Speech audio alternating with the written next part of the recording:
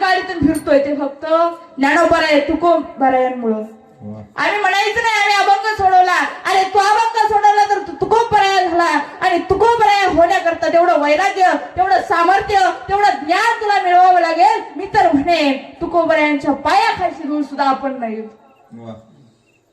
तुकोबरायांच्या पायाखालची धूळ सुद्धा आपण नाही आहोत. आणि आपण म्हणायचं नाही मी चाल म्हणली पूर्ण चाल झाली मी तुकोबराय झालो.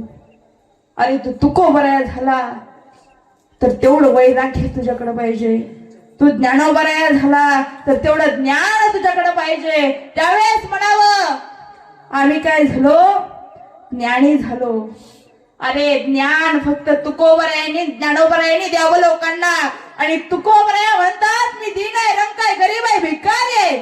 आणि आम्हाला कसला मालक पाहिजे, निरपेक्ष मालक पाहिजे. महाराज महाराज निरपेक्ष मालक म्हणजे काय, सापेक्ष मालक म्हणजे काय. सापेक्ष म्हणजे